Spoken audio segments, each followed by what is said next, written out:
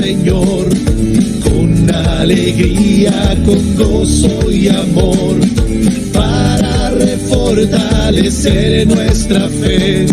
Soy de colores y a Cristo encontré.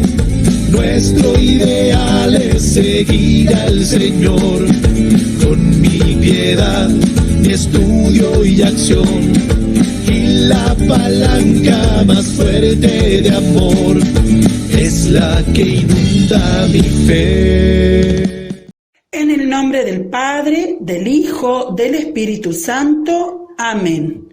Ven, Espíritu Santo, llena los corazones de tus fieles y enciende en ellos el fuego de tu amor. Envía tu Espíritu para darnos nueva vida y renovarás la faz de la tierra. Dios, que iluminas los corazones de tus fieles con las luces del Espíritu Santo, danos gustar de todo lo recto según el mismo Espíritu y gozar para siempre de sus consuelos. Por Cristo nuestro Señor. Amén. Madre de la Divina Gracia, ruega por nosotros. San Pablo, ruega por nosotros. Beatos y mártires riojanos, rueguen por nosotros. San Nicolás, ruega por nosotros. Santa Rita, ruega por nosotros. Con los 9 encuentros virtuales que mantuvimos con los presidentes, con muchos de ustedes, ¿no es cierto? Hay algunos nuevos, pero muchos de ustedes estuvieron en esa oportunidad, y que de alguna manera nos permitieron ir diseñando, pensando, aventurándonos, ¿no es cierto?, de qué manera podíamos dar esta escuela de manera de que ella cumpliera el objetivo que pretendíamos. Pues bien, tenemos clara conciencia de que la formación es una realidad que depende de cada uno, que requiere estudio y espíritu de caridad de aquellos que se interesan en el movimiento de cursillos. Así como nadie puede dar lo que no conoce, nadie puede tampoco ser forzado a formarse. Ello es imposible si no hay una voluntad y un compromiso personal. Y en ese sentido, esta escuela virtual de formación que estamos reiniciando pretende entregar pistas, propuestas, que permitan que cada cursillista y cada dirigente, en la medida de sus fuerzas, en la medida de sus tiempos, en la medida de sus capacidades, en la medida de sus intereses, en la medida de su compromiso con nuestro movimiento, pueda crecer en su conocimiento de lo que es fundamental. Y sabemos que lo que es fundamental no es otro que el Señor Jesús, su Evangelio y su Iglesia. Y como consecuencia de ello, aquellos que hemos hecho la opción en el movimiento de cursillos, podamos comprometernos en su tarea evangelizadora con fidelidad a su carisma original, a su mentalidad, a su finalidad y a su método, para mostrar precisamente, especialmente, como decía Eduardo Bonín, a los más alejados, que Dios nos ama, que nos ama a cada uno, haciendo realidad el mandato del Señor, que en palabras de Mateo nos trae el Evangelio de mañana. Vayan al mundo entero y proclamen el Evangelio a toda la creación. En la medida en que nuestra formación sea más completa, sea más comprometida, estaremos en mejores condiciones de responder también a esa propuesta que nos hacía el Papa Francisco este lunes recién pasado en el Ángelus.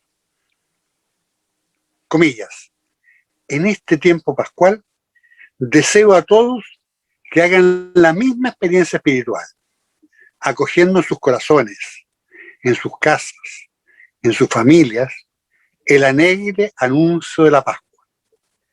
Cristo resucitado no muere más, porque la muerte ya no tiene poder sobre él. El anuncio de la Pascua es este: Cristo está vivo, Cristo acompaña mi vida, Cristo está junto a mí, Cristo llama a la puerta de mi corazón para que lo deje entrar. Cristo está vivo. En estos días pascuales nos hará muy bien repetir esto: el Señor vive. Cierre de comillas. Con estos fines, el programa, por lo tanto, y los contenidos que hemos pensado para esta escuela, no es otro que el que nos proponen nuestras ideas fundamentales.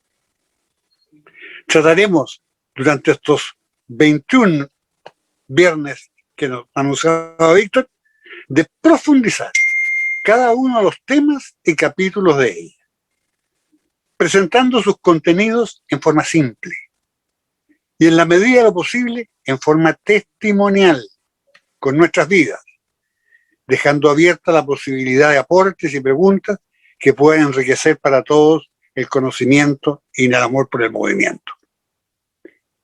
Y sin más vueltas, queremos invitarlo, como nos propone Ideas Fundamentales, a hacer juntos un acercamiento, una aproximación a la historia de nuestro movimiento. Historia que no solo veremos en esta oportunidad, sino que será un referente en varios de los temas que veremos a lo largo del año. Y si decimos que vamos a hacerlo a la luz de nuestras ideas fundamentales, partamos con ellas mismas, ¿no es cierto?, que en su número 1 nos dice lo siguiente: es necesario conocer la propia historia para reconocer la propia identidad, actualizarla y mantenerla, para hacer memoria agradecida del pasado, para vivir con intensidad el presente y abrirse con confianza al futuro. Es también una forma de crecer en unidad y responder a la exigencia de renovación que el espíritu inspira en función de las necesidades de los hombres y de las mujeres de hoy. Pretender hablar de la historia de algo supone siempre la referencia a hechos concretos, acaecidos en algún lugar y en alguna época determinada. Supone también testimonios fidedignos de esos hechos, que nos permiten hacer una valoración objetiva de ellos.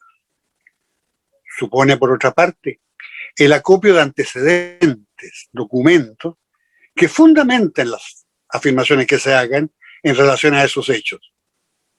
Y por sobre todo, supone una independencia que permita abstraerse de eventuales sentimientos o intereses que pudieran comprometer la objetividad. En relación a nuestros cursillos, si bien es cierto que desde su nacimiento han acaecido muchos hechos, en muchos lugares, hay muchos testimonios de quienes han participado en ellos a través del tiempo. Han ido desapareciendo en lo que ha corrido desde fines del siglo XX y este siglo XXI sus iniciadores.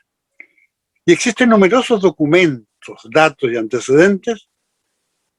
No es menos cierto que su dinamismo creador, la fuerza de su radiación y la experiencia eficaz, la cual se vive también hoy, podrían presentar alguna dificultad para hacer una valoración objetiva de ellos desde un punto de vista histórico.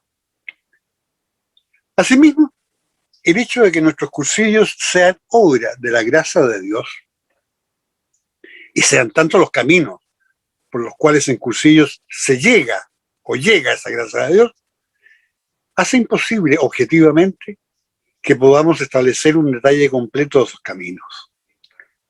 Son tantos los hombres y mujeres que mediante el cursillo han y hemos comprendido que Dios nos ama y que se han sentido llamados a descubrir a otros este amor personal de Dios, que sería imposible, estoy seguro, registrarlo todo y proyectarlo todo. Finalmente, en este aspecto, es tan íntima y personal la acción de Dios en cada uno de los hombres que al pretender encuadrarla en una historia, nos encontramos indefectiblemente con limitaciones de vocabulario. En consecuencia, pretender hacer la historia de los cursillos de cristiandad, además de ser una osadía, implica un grave riesgo de dejar fuera de ella hechos, personas y cosas importantes. No obstante, y teniendo presente lo señalado por Monseñor José Ángel Saiz Meneses, asesor del Grupo Europeo de Cursillos de Cristiandad y obispo de Terrassa, España, cuando nos dice que es importante conocer y valorar los orígenes, la propia historia, las raíces y conocer la historia de la familia que se transmite de generación en generación. Intentaremos de todas maneras, teniendo presente esa idea, en el presente trabajo, recopilar algunos acontecimientos, los cuales ya sea por su trascendencia, por la proyección que han tenido, como sucede, por ejemplo, con la Estrella Mundial de Roma del año 66, de aquel memorable discurso del Papa Pablo VI, los encuentros mundiales, todo el proceso, ¿no es cierto?, de nuestras ideas fundamentales, en particular el nacimiento de los organismos y estructuras de servicio internacionales del movimiento, ya por ser estos importantes hitos de la historia que se está haciendo, y en la cual varios de los que empezaron con esta aventura nos lo han contado de primera mano, podemos aportar de alguna manera materiales que nos permitan ir conociendo más y mejor nuestro movimiento.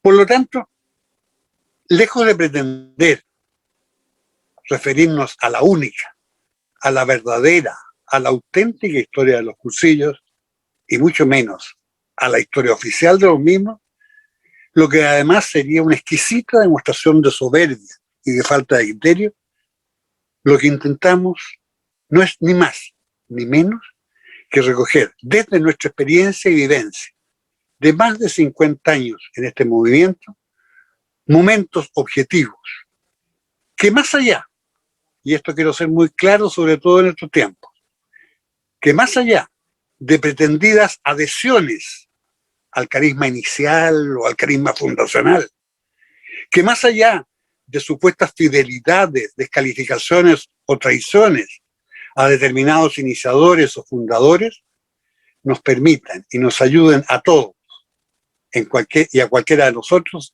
que esté de buena fe a tener este acercamiento a la historia del movimiento, a conocer hechos y personas que de alguna manera han permitido que estos sean lo que hoy son.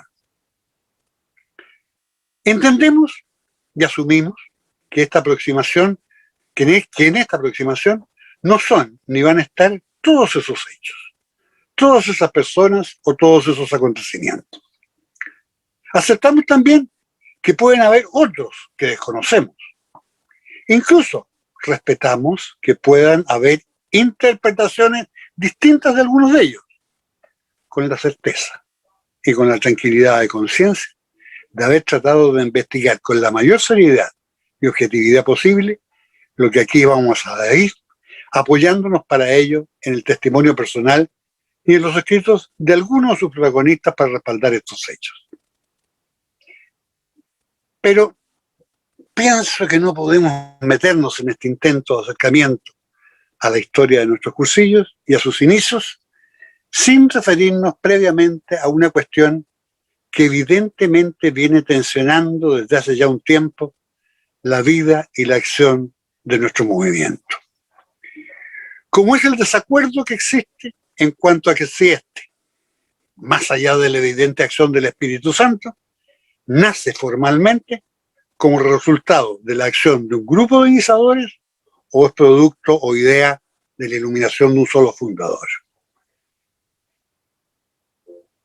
Pues, aunque estoy por mis limitaciones muy lejos de definirme como aprendiz de nada, en el mejor de los casos como un buscador del reino y de justicia, personalmente me parece que desde hace ya algunos años hemos perdido un importante y valioso tiempo en discusiones bizantinas e inútiles sobre este tema, ya que más allá de las personas que habrían estado presentes en los comienzos de esta historia, al discernirse el carisma, iniciadores o fundadores, este fue en ese momento y sigue siéndolo hasta hoy un regalo que recibimos de Dios, porque Dios nos lo quiso entregar, habilitando en ese momento a algunas personas y habilitándonos al mismo tiempo. Y esto creo que es lo más importante de esta historia, habilitándonos al mismo tiempo hoy para que lo administremos en servicio de los demás.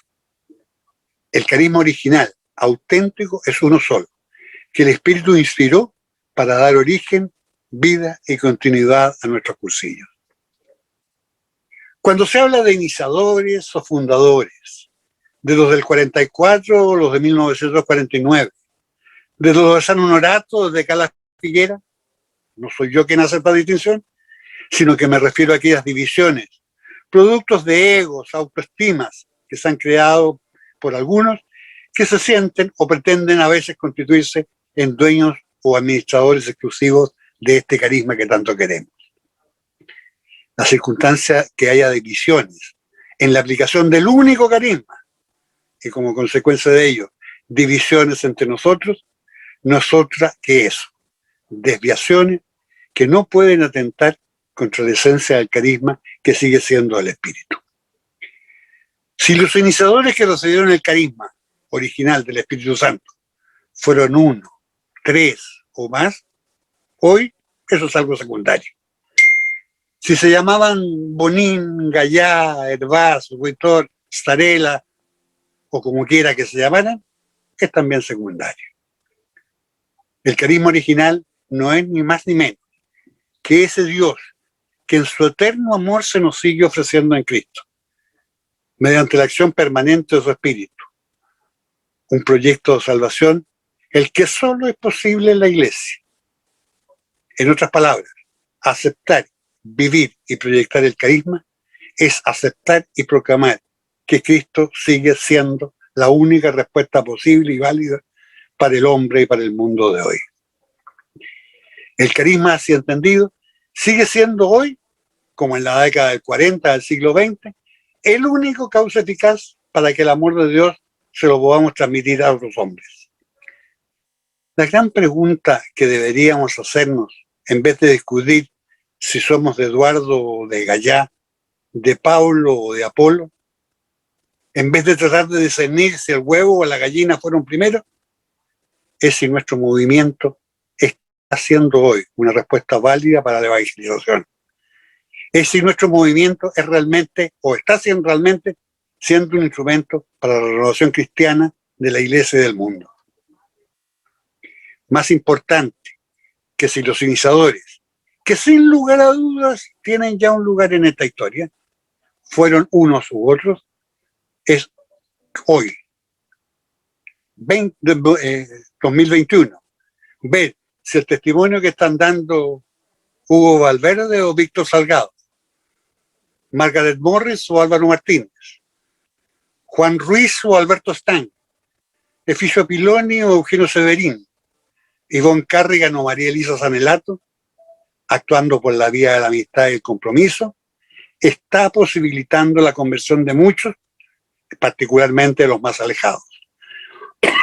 ¿Nos está permitiendo una auténtica vivencia de lo fundamental cristiano?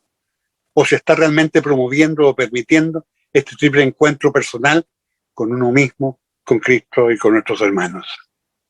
Si no es así, si seguimos a partir de nuestras soberbias y de nuestros egos personales, atacándonos y descalificándonos, los receptores del carisma original habrían perdido lamentablemente su tiempo. Este mundo y estos tiempos en que el Señor nos ha colocado, que ya no está de espaldas a Dios, como decían los iniciadores, sino que definitivamente ha expulsado a Dios de sus vidas, nos exige hablar menos del carisma y vivirlo más. Preocuparnos menos de quienes comenzaron y más de lo que el Señor quiere que hagamos nosotros para mostrarlo a quienes no lo conocen o están alejados de Él. Dejando lo que configure Él nuestra mentalidad, dejando lo que impulse nuestro actuar diario, de manera que, manteniendo nuestra fidelidad a la inspiración original del Espíritu, seamos capaces de vivirla hoy con creatividad para que el hombre de hoy, especialmente el más alejado, pueda conocer por nosotros ese amor de Dios. En este sentido, y como protagonistas hoy de la historia de nuestros cursillos, nuestra responsabilidad, la mía y la de cada uno, los que están en este Zoom y en estas redes sociales, está en ponernos a trabajar para que antes de que sea demasiado tarde logremos revertir las cosas y hacer que mirad cómo se oigan y descalifican, que lamentablemente nuestro movimiento es visto muchas veces en nuestros días, particularmente a través de estas redes sociales, vuelva a ser ese mirad cómo se aman con que se reconocía a los primitivos cristianos. Mucho se ha hablado y mucho se ha escrito en relación a los cursillos. Hay quienes los defienden con pasión y quienes los atacan con saña. Hay quienes lo consideran la solución para nuestros días y quienes consideran que ya son algo obsoleto y pasado de moda. Hay quienes estiman que no aportan nada a una pastoral postconciliar o a la iglesia del siglo XXI, o a la iglesia Aparecida en América Latina, o a la iglesia del Papa Francisco en nuestros días. Y quienes, por el contrario, ven en ellos el mejor instrumento de dicha pastoral. Hay quienes dicen que no tienen hondura querigmática, y quienes para los cuales todo en ellos es querigma. Hay quienes los discuten porque los quieren, y hay quienes los discuten porque no los quieren. En resumen, nuestros cursillos, gracias a Dios, inquietan, interpelan, son en cierto sentido signos de contradicción. Sin embargo, dígase lo que se diga, existe una realidad. En nuestra iglesia de hoy, siglo XXI, está el hecho de los cursillos de cristiandad. Y ello es una circunstancia que no puede discutirse. Si bien, como lo analizaremos más adelante, el primer cursillo es el que se dio en el santuario de San Honorato, Mallorca, del 7 al 10 de enero del 49, existen una serie de antecedentes que podríamos decir van a formar parte de una prehistoria de nuestro cursillo y que demuestran que este maravilloso instrumento que el Señor ha regalado al mundo en el siglo XX no fue fruto del azar o de la improvisación ni creación de un pequeño grupo, sino el resultado de una seria, comprometida y laboriosa preparación que el Espíritu fue haciendo. Pues bien, si pretendemos aproximarnos a esa historia y tratar de entender el espíritu y la mentalidad de los cursillos, es necesario conocer también esta prehistoria, cuyos orígenes los vamos a encontrar en la década del 30 en España. Solo a la luz de sus orígenes es posible entender adecuadamente la historia de cualquier acontecimiento.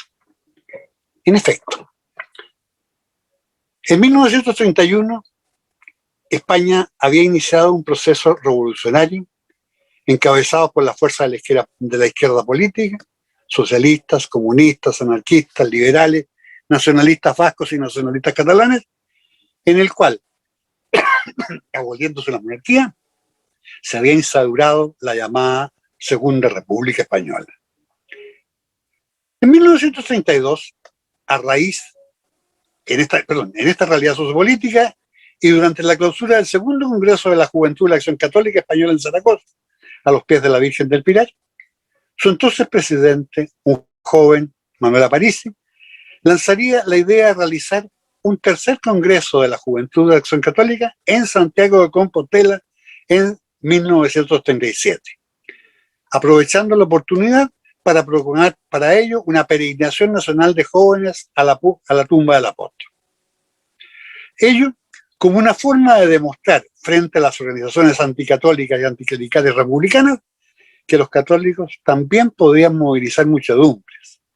Proyecto que, si bien comenzaría a prepararse, no llegaría nunca a concretarse, ya que el 18 de julio del 36 se provocaría el alzamiento nacional, encabezado por Francisco Franco, con el apoyo de fuerzas derechistas, internacionales, monárquicos, tradicionalistas, fascistas e incluso nuestra Iglesia Católica, con el pretexto de restaurar la monarquía. Esto es un golpe de Estado en contra de las fuerzas leales a esa Segunda República, iniciándose con ello una guerra civil, la que luego de más de 3 años de enfrentamiento, al decir del escritor José María Gironella, le costaría a España 1 millón de muertos, culminando con el triunfo de la fuerza golpista de Franco y la introducción de una larga dictadura en un país que a esa altura estaba totalmente arruinado.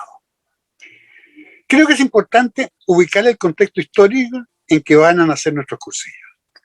Que por eso estoy recogiendo un poco esa realidad que se daba en España.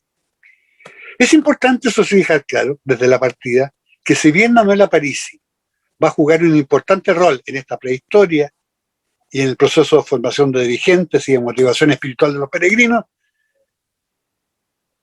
supo inspirar a estos jóvenes, ¿no es cierto? Perdón, de ninguna manera vamos a considerar como iniciador de los cursillos a Aparici. Esto porque más de alguna vez alguien ha pretendido que eso sea. Sabido es que durante el desarrollo de la guerra civil, el comportamiento y la actitud de los católicos fue diferente dependiendo del bando en el que se ubicaba o el territorio en que se encontraban.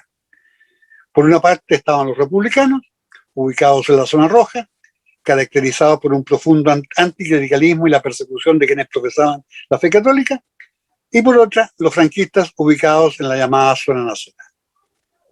Mientras en la zona roja, el recuerdo de la guerra y las persecuciones se transformaría en la práctica en un espíritu de venganzas, de odios y resentimientos, en Mallorca, donde se iniciarían los cursillos, que estaba en la zona nacional, donde los católicos no solo no habían sido perseguidos, sino que en muchos casos habían colaborado con la eliminación y el castigo de los rojos, el prestigio social y político de la Iglesia estaba bastante deteriorado y venido a menos.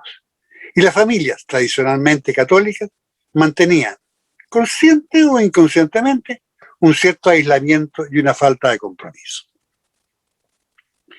Terminada la guerra del 39, y al retomar España una cierta paz impuesta en un clima de inseguridades y de cambios y transformaciones profundas, todas ellas en el marco de una profunda dictadura totalitaria, Aparici, que a todo esto había sido ordenado sacerdote y designado asesor nacional de la Juventud de la Acción Católica, aprovechando la euforia de la posguerra y de una iglesia instalada en el bando de los vencedores, y a la cual el régimen instaurado por Franco reconocía un poder difícilmente imaginable, considerando que una demostración de fuerza que continuaba teniendo sentido, esta vez frente a la potente Falange, de alguna manera reactiva el proyecto de peregrinación, esta vez para 1948.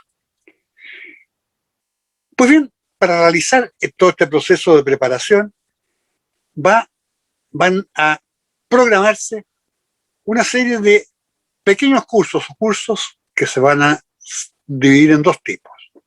Cursillos para jefes de peregrinos y cursillos para adelantados de peregrinos.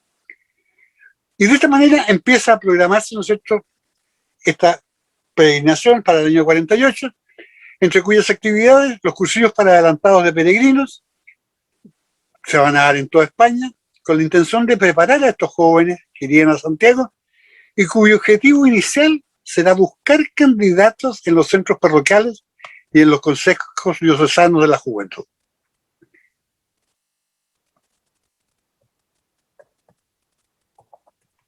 Ahora bien, concretamente en la diócesis de Mallorca, a partir del año 1941, se van a realizar 6 cursillos para adelantados de peregrinos, partiendo con la Semana Santa del 41, la Semana Santa del 43, en el cual, me detengo en el cual va a ser invitado y va a participar el joven Eduardo Bonín, participando con su primera experiencia.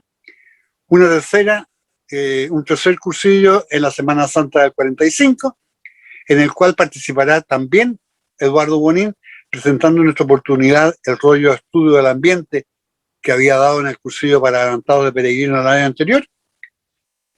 Un cuarto cursillo en el año 46, un quinto el año 47, un sexto el año 48.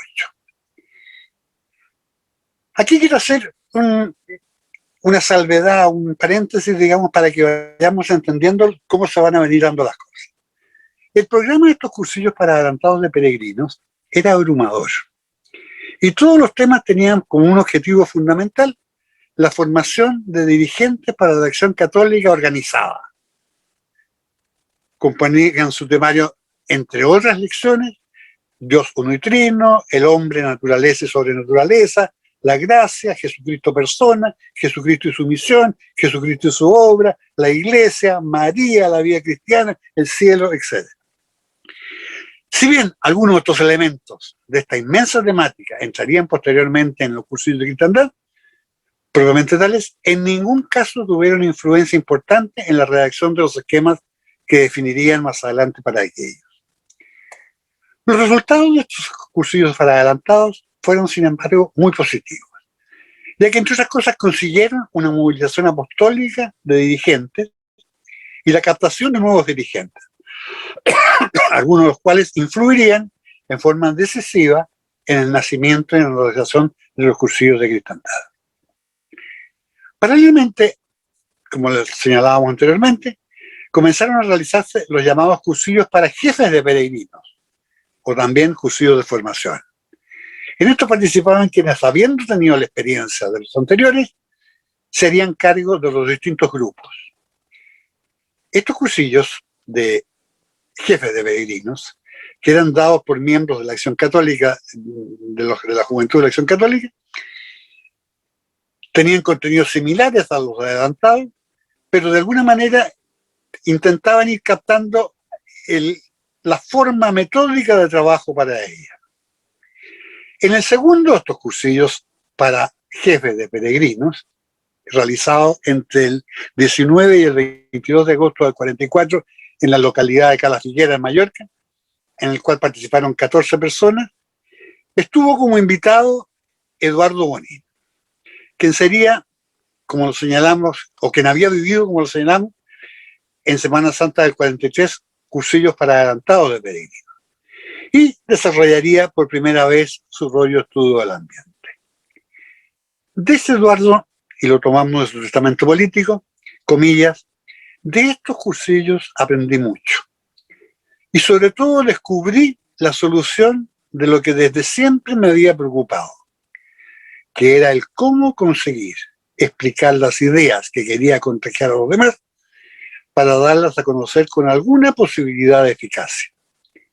Y me di cuenta que lo que desde siempre había sido mi preocupación dominante se solucionaba tratando de reunir a la gente en régimen cerrado y aislado, y que esta era la mejor manera de conseguirlo para obtener lo que se buscaba.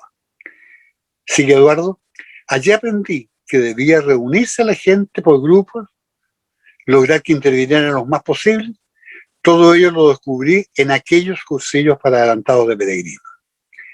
Así las cosas, después de mucho rezar y buscar, quien rezara, pensar, planear, estructurar, reunir y seleccionar una vez más el material acumulado en fichas, en notas, libros y subrayados, reunimos unos cuantos candidatos y nos atrevimos a planear un nuevo cursillo, con José Ferragot, que había sido presidente diocesano, y Jaime Reitor, y este cristiano que escribe.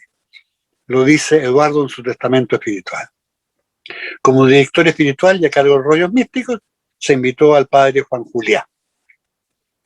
Aun cuando para los dirigentes de la Juventud de la Acción Católica se trató en este caso sencillamente de un condensado de cursillos para jefes de peregrinos, estas circunstancias han llevado a algunos a considerar, como lo señalara el dirigente de Palma de Mallorca, Miguel Sureda, en una ponencia sobre historia de cursillos presentada el 2014 en un encuentro en Estados Unidos, a que los cursillos de Cala Figuera, a señalar, ¿no es cierto?, comillas, que este habría sido el primer cursillo propiamente tal, y que el cursillo del 49 de San Honorato habría sido el sexto y no el primero, ya que en los cursillos de Cala Figuera, el obispo de la diócesis no habría intervenido para nada y no se habría contado con el respaldo y bendición del conciliario de la Acción Católica, que era una bellísima persona que decía así a todo, haciéndose prácticamente lo que Eduardo decía.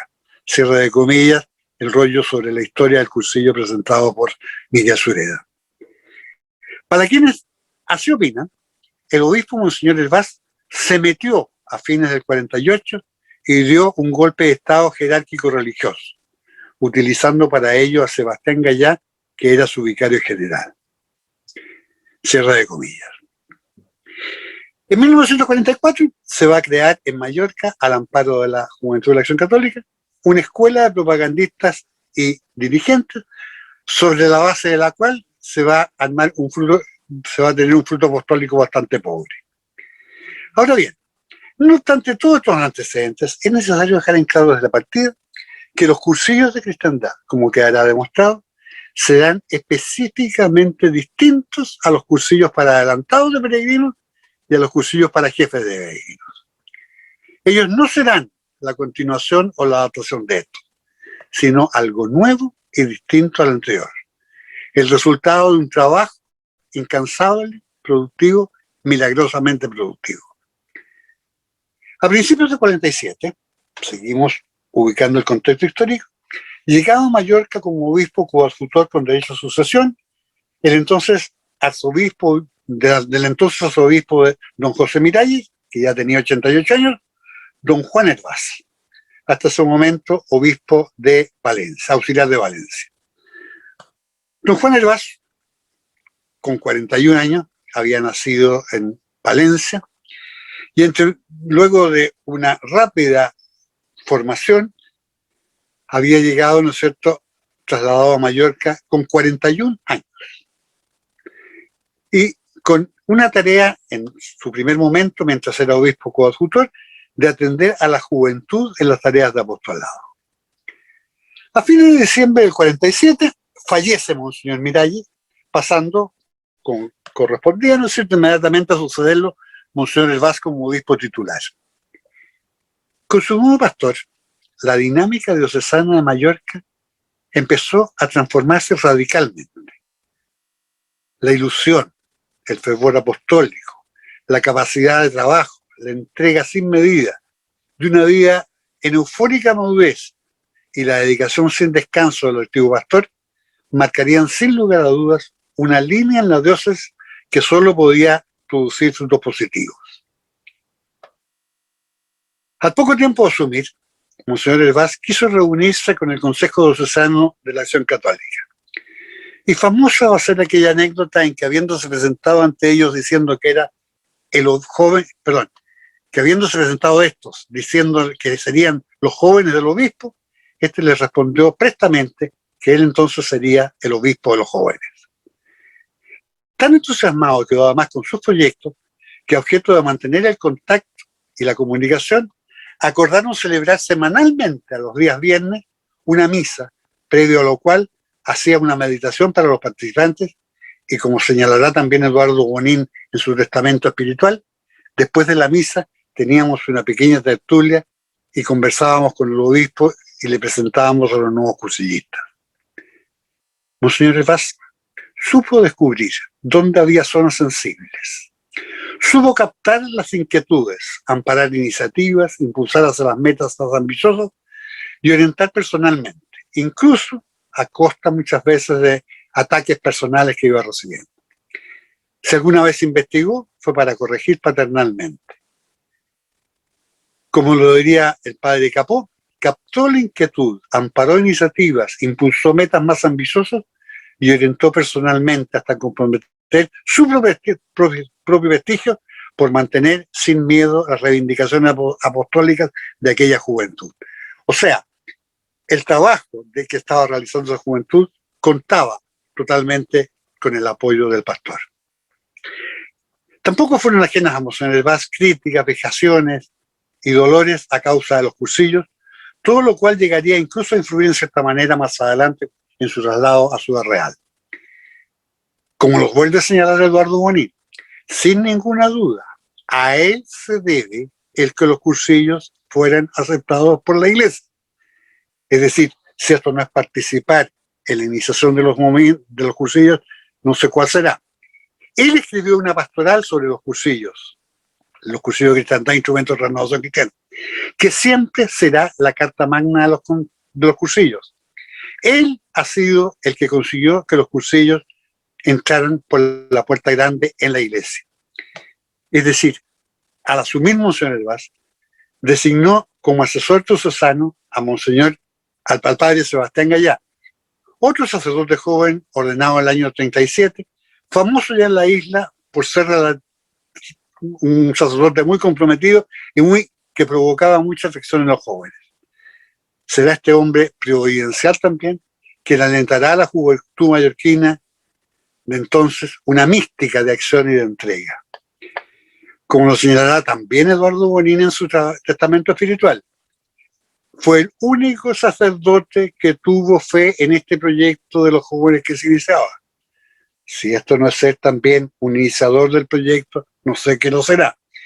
Y a pesar de que durante el proceso de gestación y en los primeros cursillos, sus múltiples ocupaciones muchas veces dificultaron una dedicación más selectiva, lo cual demostró siempre estar muy presente y muy interesado en lo que iba sucediendo, al extremo de que será el autor, ¿no es cierto?, de una serie de publicaciones en la revista Proa, que era la revista de la Acción Católica, apoyando todo ello, y se dio el tiempo para escribir más adelante completamente la Guía del Peregrino.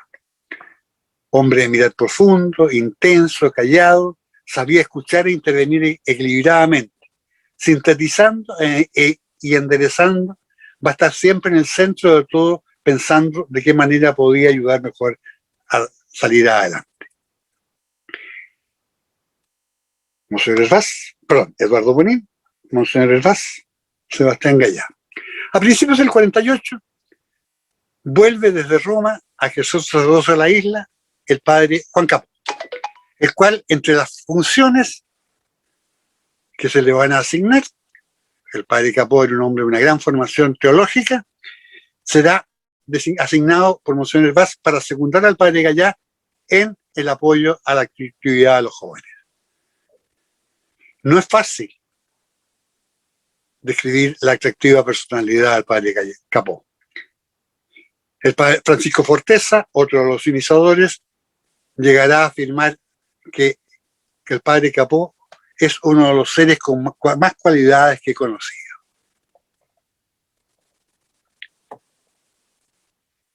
Con este equipo se sigue programando la peregrinación que se realizará el año 1948, que será todo un éxito, y con un retorno a Mallorca realmente inolvidable. Voy también al hecho anecdótico, al recibimiento de los 100.000 jóvenes que participaron en Santiago de Compostela, solamente 150 pertenecían, perdón, 700 eran de Mallorca. Es decir, ni siquiera el 1%. 50.000 personas esperaban a la llegada del barco en el puerto. La multitud caminó desde la plaza de la alcaldía o hasta la plaza de la alcaldía, donde el padre Sebastián Gallá, en su calidad de asesor diocesano, subiendo al balcón en andas de los jóvenes, planteó un nuevo desafío. Fuimos a Santiago para volver santos. ¿Y ahora qué? Mayores cosas nos esperan. A fines de noviembre o a principios de diciembre del 48, el Consejo Diocesano de la JACE intenta organizar un nuevo cursillo para enero del 49. Don Juan Capó plantea entonces algunos interrogantes. ¿Por qué, si los resultados han sido tan eficientes, se programa un cursillo y no se prevé el siguiente? ¿Por qué, si se producen tan buenos frutos, no se organizan con mayor frecuencia? ¿Por qué no pensar incluso en una vocalía especial en la Juventud de la Acción Católica que se haga cargo de estos cursillos? Un viejo adagio dice que por la boca muere el pez. Y tanto interés y tantas preguntas hizo el padre Capó, que el padre Gallá lo designó como director espiritual para el cursillo que se daría en enero del 49, encargándole además que presentara 5 temas de tipo espiritual o teológico o rollos místicos, dejándole para estos efectos absoluta libertad. El padre Capó con el padre Palleras se pusieron a la tarea de preparar estas 5 charlas sobre la gracia, sobre los sacramentos, y a preparar meditaciones para cada uno de los días.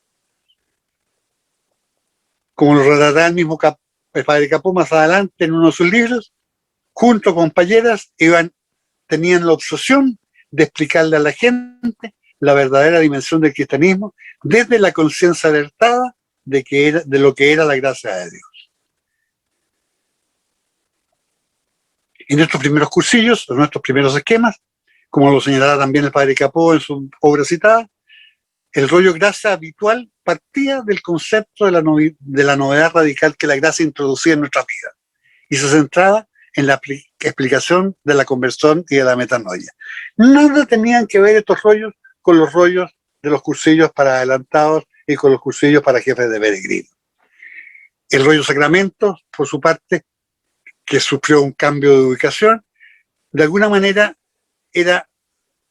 resultó un poco simplista porque tenía una visión demasiado sacramentalista y pobre, reduciéndose a una explicación pedagógica de lo que era cada sacramento. Como conclusión, podemos señalar que los cursillos van a adquirir un acento, una dinámica nueva a la luz de estos rollos místicos que centran la proclamación evangélica de la doctrina de la gracia.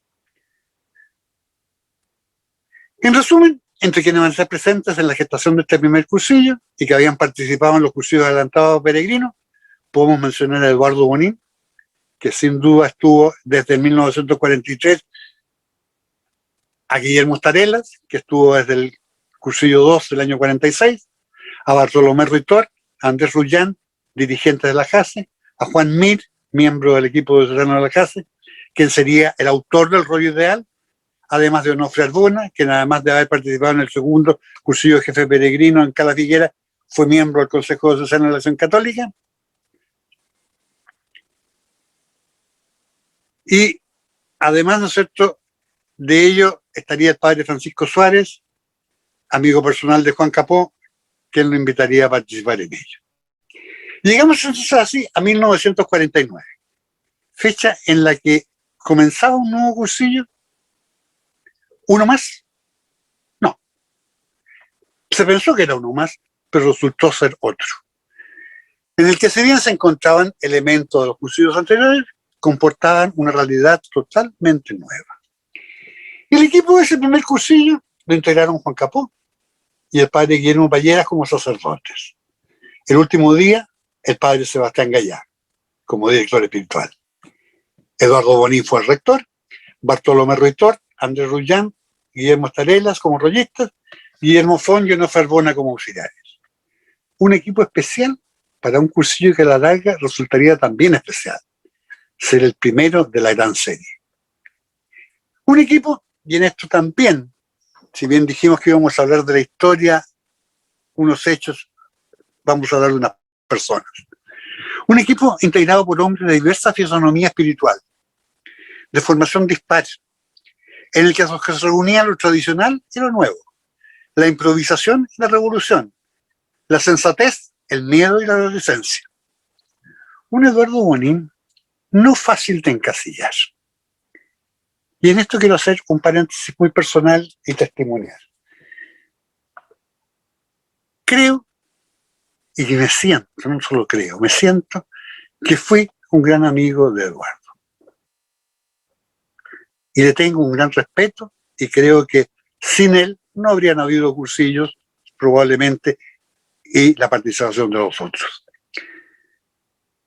Él tuvo la oportunidad el año 1988 de recibir a Eduardo aquí en Chile, aquí en Viña del Mar, aquí en mi casa, donde estuvo una semana. Una semana que fue evidentemente una semana en que se conversó mucho, se discutió mucho y se plantearon muchas cosas, digamos, que permitieron sin lugar a dudas enriquecer mucho a lo que fue el movimiento aquí en Valparaíso y en mi patria. Este Eduardo Bonín, ¿no es cierto?, hombre de rica y compleja y difícil personalidad, era al mismo tiempo un hombre de convicciones profundas, de influir estratégico, de una ironía magistral para describir las situaciones erradas, de una absoluta seguridad en su esquema de pensamiento, de una gran simplicidad, de una imaginación que suplía y suplantaba el razonamiento, con una claridad en lo que piensa y una tenacidad en lo que quiere, propia de quien ha sentido siempre la responsabilidad de la conducción, el carácter de dirigente, el liderazgo de Eduardo es indiscutible, consistente, metódico, incansable, tenaz, hombre que no descuidaba detalles y quizás el único que tenía programadas y sistematizadas todas sus intervenciones. El padre Capó, en sus pequeñas historias de la historia de los cursillos, va a decir lo siguiente, comillas: Eduardo, el nombre a secas lo califica sin ambigüedad posible. Es muy pronto para intentar un análisis sintético de su personalidad tan rica y compleja como difícil. Le ha caracterizado siempre un afán obsesivo que nace de una convicción profunda de influir estratégicamente siempre en una forma indirecta. Preguntas, consejos, sugerencias, la ironía magistral con que pinta las situaciones cerradas. Ha buscado siempre en el ardor de otros una especie de contrapeso. Encuentra en la pasión ajena el ámbito donde aportar la subjetiva y absoluta seguridad de sus esquemas de pensamiento. Procede por formas simples, esquemas, con una imaginación que supre y suplanta el razonamiento, con una claridad en lo que piensa y una tenacidad en lo que quiere, propia de quien ha sentido siempre la responsabilidad de la conducción. Ese era Eduardo. Ese era uno de aquellos integrantes de este primer equipo de cursillo 1 de Mallorca. Pero también estaba Bartolomé Ritot, entregado, alegre, con una sensatez artesana, un carácter acompasado entre el sosiego espiritual, sin complicaciones y la tranquilidad casi burguesa de su fe ciega. Ritot había asistido en septiembre del 46, invitado al cuarto cursillo para adelantados celebrado en Salvador, y en él habían participado Eduardo como rector y Guillermo Estarela como dirigente, y junto a los cuales tendrá una considerable participación en el futuro de en el inicio de los cursillos. En 1947, siendo presidente de la Juventud de la Acción Católica, Ritot va a participar en la peregrinación a Santiago de Compostela. Voy a apurarme porque un Andrés Rullán, ansioso y siempre dispuesto a dar más, con el ardor de una entrega llena de simpatías. Un Guillermo Estarelas, físico de profesión, intelectual, pedagogo, conversador, a quien se atribuye, ¿no es cierto?, como dato anecdótico, que al haber introducido en los cursillos el canto de colores, existiendo dos versiones con respecto al momento en que ello se va a producir. Para algunos, el de colores, que con el tiempo se transformaría en el verdadero himno a los cursillos, se entonó por primera vez en el cursillo número 1 de San Honorato. Cuando, esperando el inicio de este, algunos asistentes, incómodos, nerviosos, muchos sin tener la menor idea de aquello a lo cual iban, y a lo que se sumaba una tormenta muy fuerte con truenos y relámpagos, lo que generaba un ambiente, ¿y por qué no nos vamos?, planeaban arrancarse. Habiéndose informado de ello a Eduardo, que era el rector, este le habría respondido que Estarelas les ponga a cantar algo. Pensando en aquel como pedagogo, sabría cómo motivarlo. Starela, recordando las canciones que cantaba en los días de estudiante y que eran repertorio obligado de aquellas estudiantinas y tunas que les ayudaban a juntar un poco de dinero para solventar gastos universitarios, tuvo la ocurrencia de elegir el de colores, canción originalmente interpretada por el trío mexicano Los Panchos, y la cual con la mayor naturalidad entonó e invitó a cantar. La cosa es que el canto introducido produjo un efecto de distensión y se consiguió pacificar los ánimos, lo que dejó muy contento a Eduardo. Para otros, entre ellos Guillermo Font, el de colores se va a entonar por primera vez en el cursillo número 2, celebrado en San Honorato. En efecto, quienes relatan esta segunda versión cuentan que en aquellos primeros tiempos, en razón de las distancias, los cursillistas debían dormir después de la clausura en San Honorato para regresar a Palma al día siguiente. El 29 de enero, el autobús que debía recogerlos se estropeó, por lo cual se atrasó en llegar y en ese momento el rector pidió a Guillermo Estarelas que cantase algo e introdujo en ese momento la canción. Cuando haya sido el momento es lo de menos, pues la cosa es que cualquiera que sea la versión, hay una cosa cierta. El destino del de colores estaba echado, pasando a partir de ese momento a convertirse en nuestro himno oficial y convirtiéndose además en expresión de saludo que nos identifica y refleja nuestra alegría de vivir la gracia. Junto a ellos, Guillermo Font. Voy adelantando porque me estoy demorando, veo mucho, el reloj me está asustando.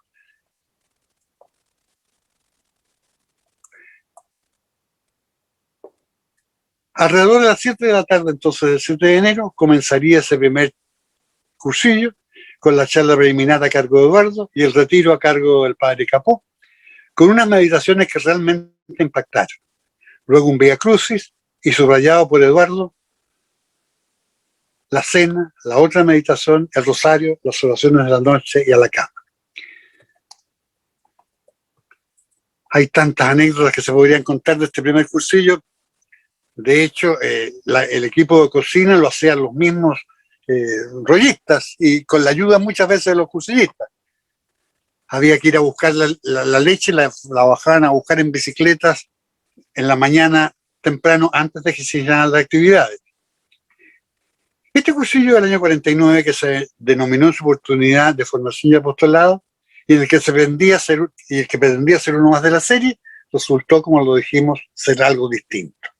Factores distintos y determinantes permitieron hacer que esta actividad lograra, ¿no es cierto?, la revolución que iba a significar. La gran novedad no estaba tanto en el método, sino más bien en la intencionalidad de los componentes, cuanto en el contenido doctrinal, en el cual, sin lugar a dudas, papel de primerísima importancia van a jugar los rollos místicos de Capó y del padre Ballera, los cuales iban a centrar la proclamación evangélica en la doctrina de la gracia. Definitivamente, entonces, había nacido algo nuevo. Este primer cursillo era algo providencial. Providencialidad que no significa que, como alguien pudiera creer, en algo fortuito. Había en él un hallazgo, el resultado de un proceso serio de búsqueda en el cual existía una intención dinámica, un estilo apostólico y una inquietud. Eduardo Bonín, rector, como se ha señalado en este primer cursillo, confirmará más adelante este especial carácter y esta novedad, y el nacimiento con ello de los cursillos de cristiandad. Al afirmar en un estudio publicado en la revista Proa, y leo textualmente, lo siguiente, comillas, debemos aclarar que estos cursillos son específicamente distintos de los cursillos para adelantados peregrinos y de los cursillos para jefes de peregrinos. Los cursillos de cristiandad no son la continuación o adaptación de aquellos antiguos cursillos, sino son definitivamente algo nuevo y distinto a lo anterior, el resultado de un trabajo incansablemente productivo. Es decir, estaba naciendo en ese momento una nueva realidad. En el presente y en el futuro, para los dirigentes e instituciones de cursillos, ¿no es cierto?, el pensamiento y la mentalidad del obispo Hervás, del Callá y de Bonín y de Capó son y serán la garantía de la obligada fidelidad a ese carisma original y de la inmutable esencia, finalidad de estos cursillos. Vendrán luego los primeros pasos. Hasta junio del 49 se van a dar un total de 10 cursillos, todos ellos en el santuario de San Honorato. Al final del año 49, en un año, los cursillos ya eran 18. En 1950 sería la primera recopilación de meditaciones. Para hacerla se recogió todo el material que se había usado desde enero del 49. El alma de esta recopilación serían el padre Capó, Miguel Fernández, Eduardo, los cuales contaron, entre otros, con aportes del padre Daviú, el padre Balleras. En agosto del 50, el padre Capó es designado por Monseñor Hervás como asesor diocesano de la JOASE en reemplazo de Sebastián Gallá, lo cual no va a significar grandes cambios, ya que habían venido trabajando juntos desde mucho tiempo. La fuerza y la vida propia que los cursillos habían ido tomando para llevar adelante esta realidad llevará a crear la vocalía de los cursillos, dejando Eduardo Bonín la presidencia del Consejo de la Casa para hacerse cargo de esta. Al llegar a marzo del 51 ya se habían realizado 51 cursillos. De esa época será su cambio de nombre a Cursillos de Conquista. el aumento de ellos fue haciendo o fue gestando, ¿no es cierto? Se fue transmitiendo verbalmente y mucha gente se sintió atraída a Mallorca. De ahí se empezó también a ver la necesidad de proyectar estos cursillos hacia afuera. El cursillo, a partir del cursillo 34, se proyectará una nueva etapa, ya que numerosos sacerdotes venidos desde fuera de Mallorca, tanto de la península como de América, van a empezar a participar en estos cursillos y de alguna manera a sacar de ellos, ¿no es cierto?, a tratar de llevar estos cursillos a sus lugares de origen. En noviembre del 52, y esto es un dato histórico que conviene tenerlo a la vista, llega a Mallorca el padre Rafael Sarmiento, de Colombia, quien había viajado a Europa en búsqueda de fórmulas para trabajar con la juventud. Dirá el padre Sarmiento, ¿no es cierto?, en estos 3 días he aprendido más que en los 6 meses de viajes y estudios sobre la materia por otros países de Europa. Esto es lo que yo buscaba. Y llevará los cursillos y será él quien dará inicio a los cursillos en América con cursillos de mujeres en Colombia. En marzo del 53 se da una escuela de cursillos en Roma, tratando de explicar lo que se estaba realizando. Ya hemos dicho que la denominación de cursillos de conquista no le gustaba, ni convenía, ya que no representaba lo que realmente era. El nombre e instrumento quedaba desbordando la realidad.